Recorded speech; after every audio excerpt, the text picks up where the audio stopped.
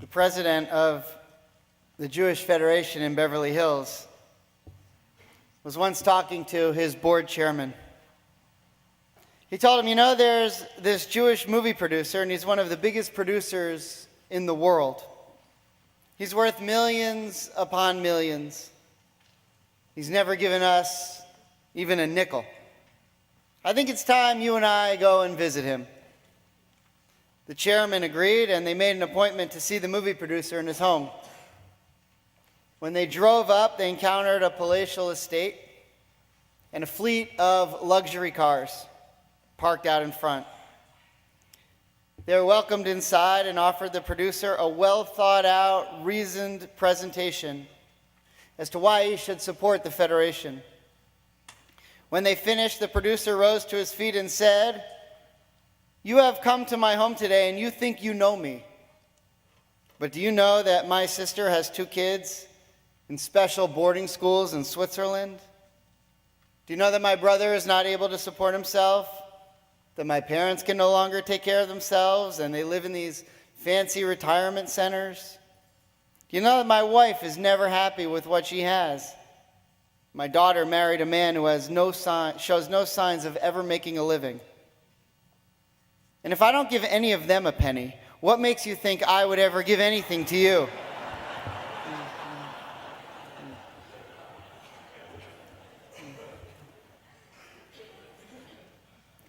The human mind doesn't necessarily internalize the concept of giving.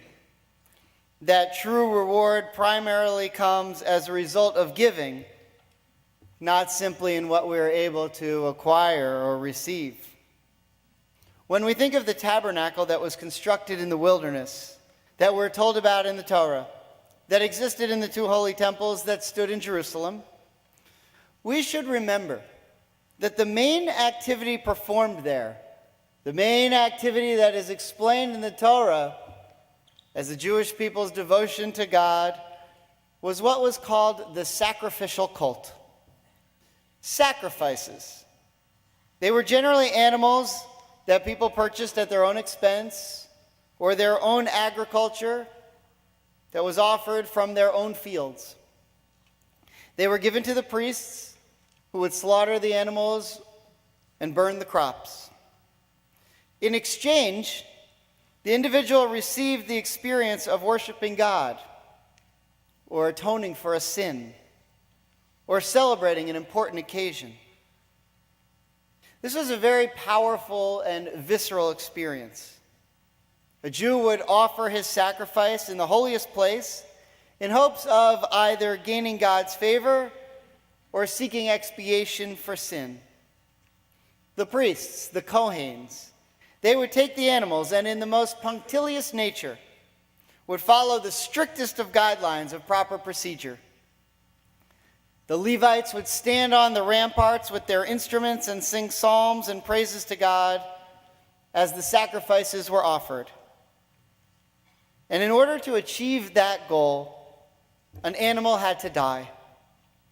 This was the way that our ancestors worshiped God. Today, our approach is a little different. The concept of sacrifice doesn't exactly mean what it used to. Our approach to our mitzvah-based activity often does not stray too far from our attitude toward other more self-indulgent pursuits. Before committing to anything, we tend to ask, what am I going to get out of this? Or the high school version of that question, will I get community service credit for this?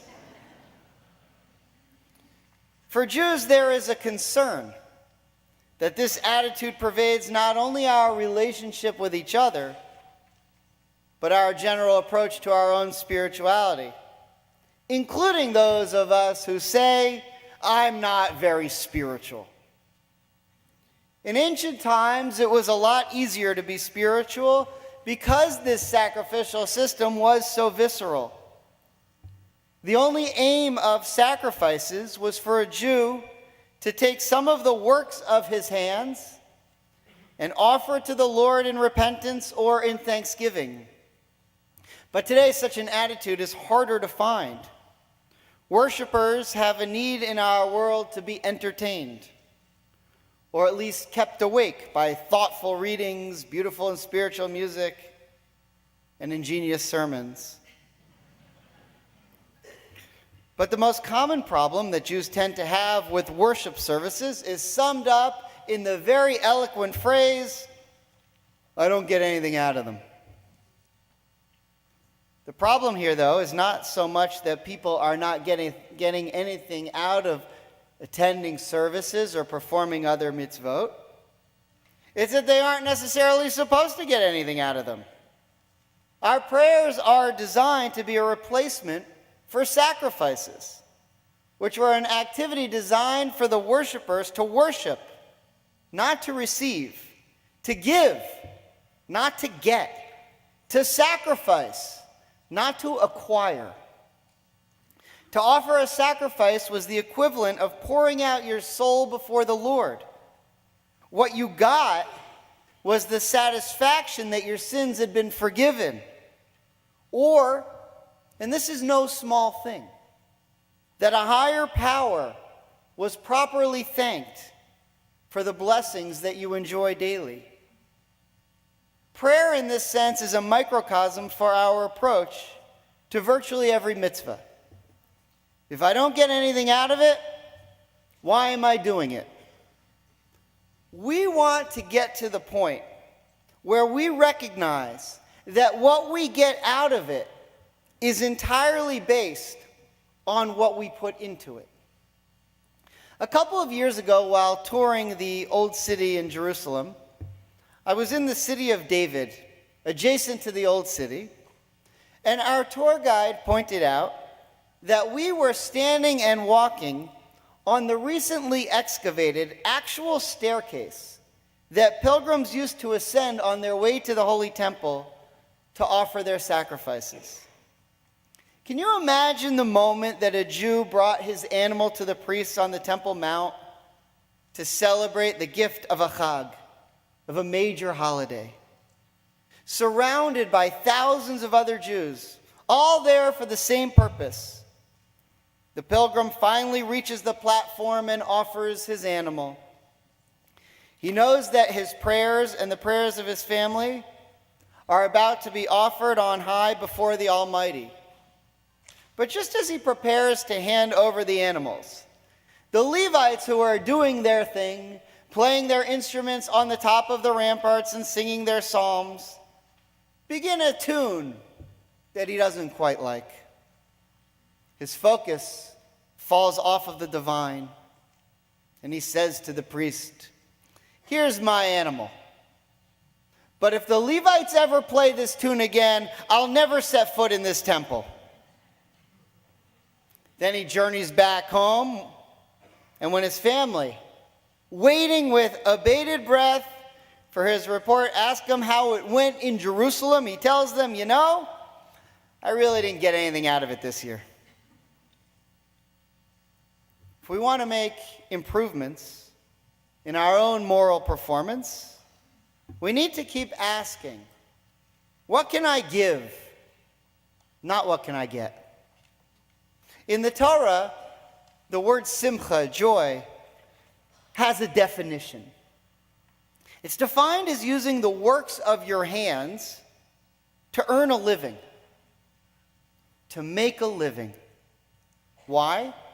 So that you now have the capacity to help others and to improve the world. The first story of humanity is based on the notion of getting, but not giving. Once God planted Adam and Eve inside the Garden of Eden, he told them they would have everything they could ever desire. Whatever they wanted, they would get. They didn't have to work. They would never get sick or die.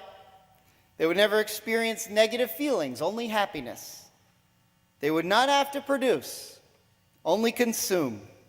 They did not have to earn, only accept. And they would have it all, so long as they refrained from eating the fruit of one particular tree. Not because its fruit was better than any other fruit, not because they couldn't get any other type of fruit they desired. The one tree was meant to give them a way out. A way out of the Garden of Eden if they didn't want to stay. If they didn't like the system that had been set up for them. A natural human reaction might certainly be, why would anyone not want to stay? It sounds perfect. But God gave Adam and Eve a very clear warning. Do not eat from the tree. You'll have everything you could ever desire. Eat from the forbidden fruit. You'll be removed from Eden, forced to till the soil, forced to earn a living, forced to work all your days. And after that warning, after they were told of the consequences, Adam and Eve went immediately and ate from that fruit and were kicked out of the garden. They took their opportunity to get out of the garden because they simply didn't like the way of life that it offered. In the Garden of Eden, they could get, but they couldn't give. They couldn't earn a living. The Torah teaches that the only way to find simcha, real joy, is to offer to God or to others the works of your hands. But in Eden, Adam and Eve couldn't work. They couldn't produce agriculture or raise cattle, and so they couldn't offer sacrifices to God. They couldn't give tzedakah. They couldn't help others. They couldn't connect to a life larger than themselves. And so they realized that unless they left the Garden of Eden, they would never actually find real joy. What the Torah is teaching us is that the only way we find simcha, true joy, in our lives is when we use the talents that we have to benefit others. We each have particular talents and abilities that can be utilized to serve the world around us. There's a real danger in going through life armed with these abilities that lay dormant and are not utilized to help others. Certainly, it deprives others of your talent. But ultimately, they'll get over it and look elsewhere. The real victim is you, because you deprive yourself of the joy that you have been given through the gift of actualizing. In Judaism, joy is not a free ride. You have to earn it. You may not be as astute as Adam or Eve and recognize it on your first day. But one day, you will eventually come to the realization that God has given you certain talents with the understanding that you would use them to help the world. The reward He promises you for keeping up your end of the bargain is real, unvarnished, and unadulterated joy. And if you don't, there's a danger that one day you'll look around and say to yourself, I'm not happy. And the reason will be because you have not sought out simcha the right way. The world we live in does not make measuring the Torah's idea of happiness very easy. Our society, and perhaps every society, has difficulty assessing human worth in terms that do not surround livelihood or means. We tend to judge ourselves according to what we can afford, what we have, where and how we live, and we judge others according to those same guidelines. Our worth becomes defined by what we are able to accumulate and not what we do for others or for the community. Within the land of Israel, there are two seas, the Dead Sea and the Sea of Galilee. The Sea of Galilee, which is north of the Dead Sea, is full of life. It is home to more than 24 species of fish, some of them found nowhere else in the world. Its shores are covered with colorful birds and various different types of vegetation.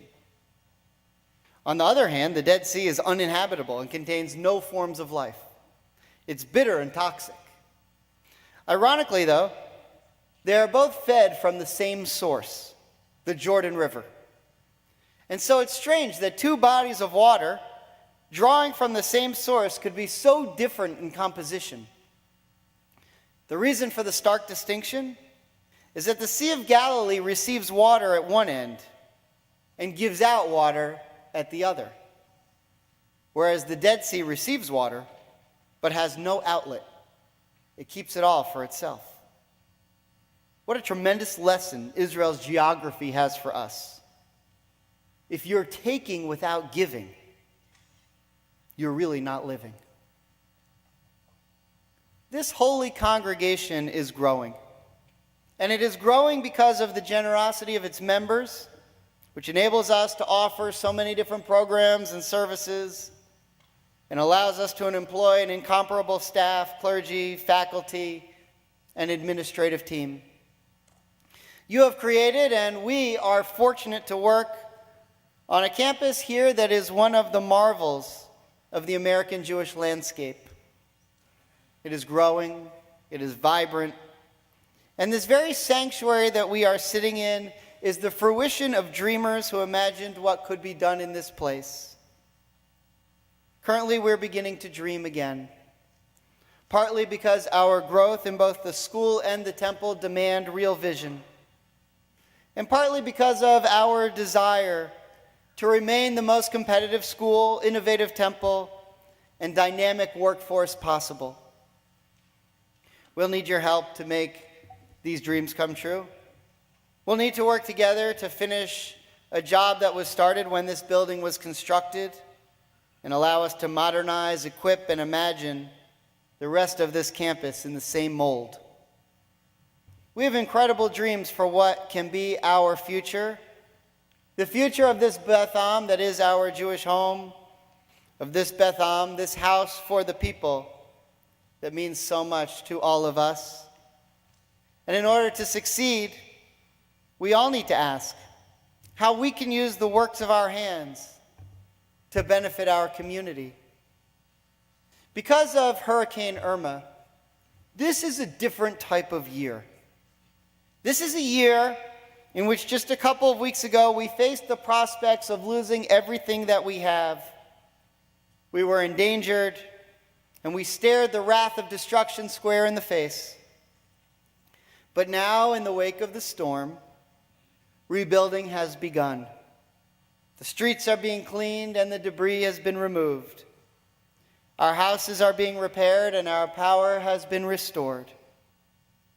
But in this rebuilding process, there's an opportunity as well for renewal, a renewal that is found in our rebuilding, a renewal that allows us to see the world differently, to understand the impact that we can make on our community, on each other, and on our future. This could be a glorious time.